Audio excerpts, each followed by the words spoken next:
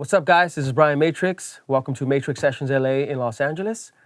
Let's get busy on this mix and master here that I did, especially for FaderPro and you guys. I want you to follow along as we cut into detail on some of these great techniques and tricks. So let's get started.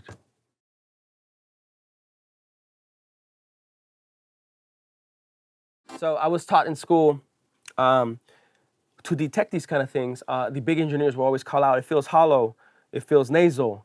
They have all these sort of terms that they use. And usually when I'm cueing for things, it's like if I'm talking to you this way, and then if I speak to you like this, it starts to feel very nasally, very honky. So you have to be careful about that. If some of those frequencies are in your mix, then the other players that have to have that frequency, it won't feel right, you know? It won't glue itself correctly. And I've seen some really intense EQing in my days where I'm like, wow, they were so, like they took pretty much all the bad stuff. So the way I was taught is you take the bad stuff away and then you add the good. And what I mean by that is you can add for instance, I have an API 550A edition here on my actual console that I'm filling up now. If I would just turn a knob just a little bit on the brightness, I will get some of that that sort of brightness on top. There's so many things that you can use for brightness. But in this case, I felt that the piano coming from Nexus already had that brightness. Again, thanks for the EQing and compression on it. I didn't really have to do much. So I'll show you what I mean by this. So here's a piano. Now let's play the breakbeats.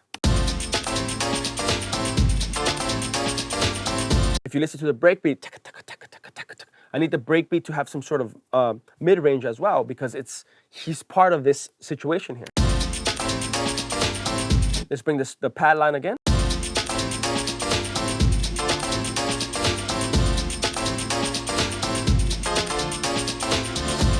Now let's bring the vocals, and you see how, again, by me just complementing, like paying attention. All right, here's a piano. This is what I usually do, is here's a piano and here's a vocal, right?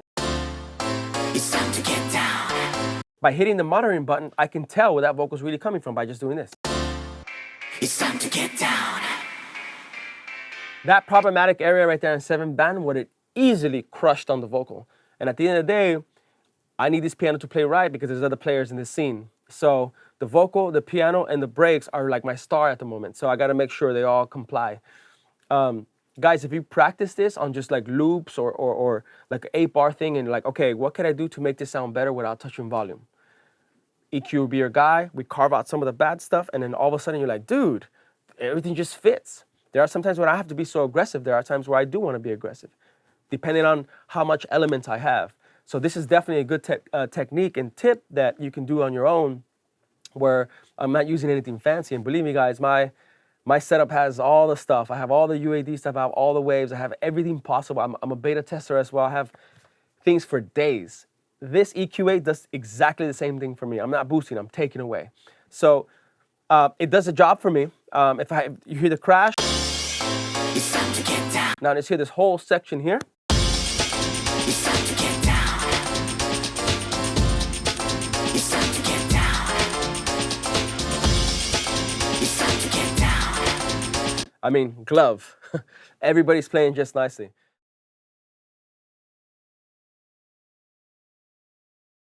Everybody thinks by having this huge mastering chain and the big brands and the big guys. I mean, yes, they're nice. Yes, they have algorithms. Yes, they have everything. For instance, Ozone. You can tell when somebody's using Ozone. The presets are amazing, but people rely on that too much, where people think that the master's doing all the work. In reality, your mix is doing all the work.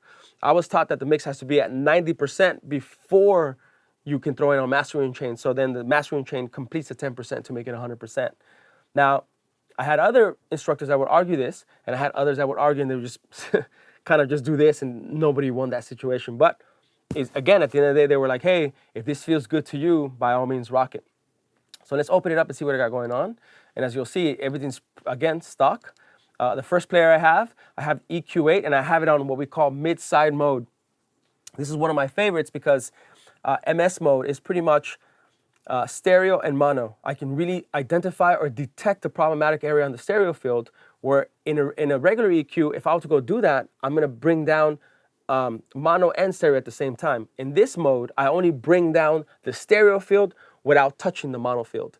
So I'm a big fan of this, and again, I get really technical if I want to, but once I got a good mix, it's just tickles. So on my mastering chain, it works like this. Here's the EQ. As you can see the white line. This white line represents the other side of stereo, and the blue right now, I'm in mono. If I hit M and I goes to stereo, now you see that the stereo came up and the mono disappeared. So I can see both modes.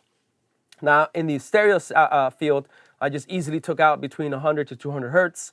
And as you can see, I'm also ducking down on some problematic frequencies that I heard in my mix. So, I mean, it's just like pins on the ear, right? So again, just by playing with things like that, you're like, dude, just by grabbing just little frequencies that are problematic, the mix just sounds, right on. So same thing on the mono section. Ooh, there he is. So there goes the snake traveling through my mix. That hiss needs to be eliminated right away. And just by little adjustments. Now, here's the thing with these guys. It's like, I don't really have a set volume to tell you where to go, but I will start like -2 and then just kind of play with it until it feels right to you. Obviously, if you go sarcastic, you can hear the difference on how I just took everything away. So next, I have a multiband, which is, it's a compressor, but I can compress individual frequencies at once, right? So this is something common for me. I just, it's just a regular preset. I'm not doing anything fancy. Again, my mix is, I have the mix so tight that I'm not really worried about it. All I'm doing is I'm using it as a protector, or like a door guy at the club not letting you in. Just if any bad frequencies come in, it just kind of blocks you away, like, hey man, it's cool, I got you. So I don't really play with that too much. I can get technical with the waves one, with the UAD one. Again, I'd rather do all that in my mix to making sure I don't really have to use a multi-band. The only reason I'm using it here, there are a couple of frequencies that might be a little, not controlled. So he's definitely doing that for me. It's time to get down.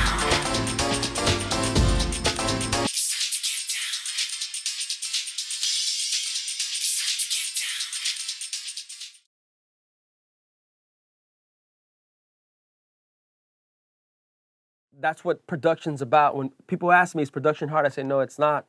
What's hard is the creativity, the cleverness. You can do so much in your DAW. I mean, you have to treat Ableton as like your wife, right? So when people ask me, Brian, we're going out tonight, I'm like, nah, I'm with my wife. They're like, you married? I'm like, no. It's Ableton. And then like, oh, I thought you were married. I'm like, nah, I don't do those drugs, man. I do these drugs.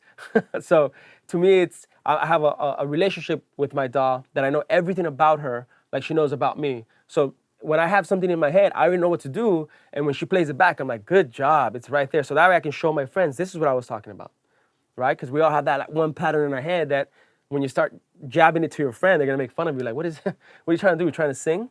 So it's very important that, again, it's just basics. I'm not doing math. I'm not doing rocket science. It's just I'm having fun with this. And again, I'm letting my intuition kick in. And it took a while, guys, to get into this rhythm. Again, you have the right mentors just kind of jabbing at you. Hey, man, you're effing up. This is the way you do it. Here's a path I gave you, but you're getting out of line.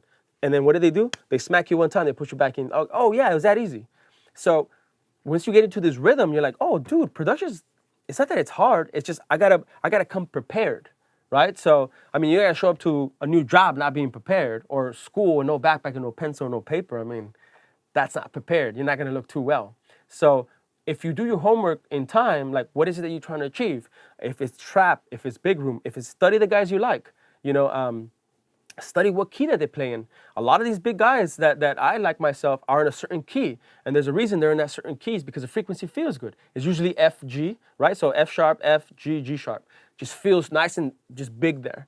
So, if you start analyzing some of the guys that you like, or guys that inspire you, or sonically, like I listen to some certain music that I might not play, but I appreciate the fact that the mix sounds incredible to me. It's like ear candy. And mind you guys, I've been taught by some big dudes that can call out things real quick. So when I hear things, automatically you're able to tell you, no, that's wrong. And then you just go and fix, you just know what to do. It takes a bit, but the more you do it, the more it's just gonna get better and better and better and better. So when I come in making music, I don't say, oh, I'm gonna make a hit today. No, I'm gonna have fun. And the main thing is, do I like it? Because at the end of the day, I'm my biggest fan. So I'm doing it for me, not for people to judge me, right? So, you know, people are gonna judge no matter what. Let them, that's fine. When they hate, you're doing something good. Remember that. When haters are on top of you, you're doing something extremely well. And if no one's hating on you, my friend, then you ain't doing anything to hate on. So now coming back into this, I mean, really, I take all the intuitions that my mentors have gave me, and I just kind of rock it, and it just starts happening. So now here, I have certain layers that I want to point out. There's a couple of things I'm using here. For instance, I'm using a little bit of this guy, cool FM sort of synth future housey thing that Nexus has to offer here. I like it because it has a certain spit to it. You know, it kind of gives it more of a harder attack for me when it comes in. It just feels a bit fuller than the first time around. Again, I have certain macros that I'll show you here. Compressing, side chaining, a little utility. Because again, when you use these LFO or volume shaper, you tend to lose a little dB. So it's okay to get utility right behind it and just give a little bit love back so you don't really lose that energy. Again, macros that I can't really show, but in time. And so this EQ here, I did the same thing. I analyzed the main bass, and I made sure I stood out of it. So all that mid-range, all that low, it's gone. So if I complement that with the main bass,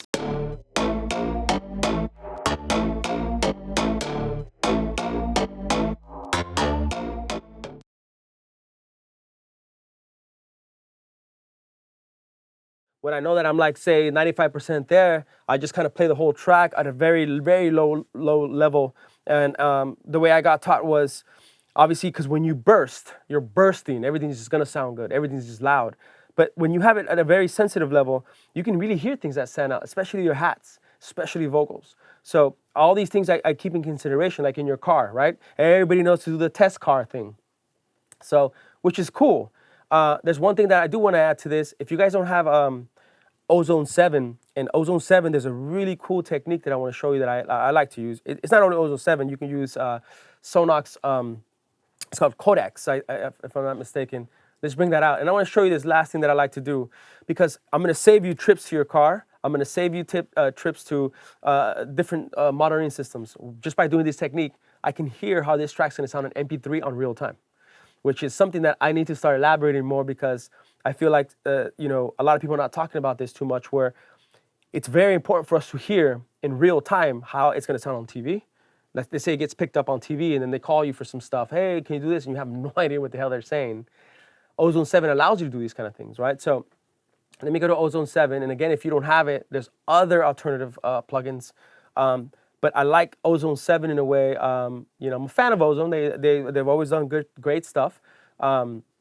Let's just pick that out real quick.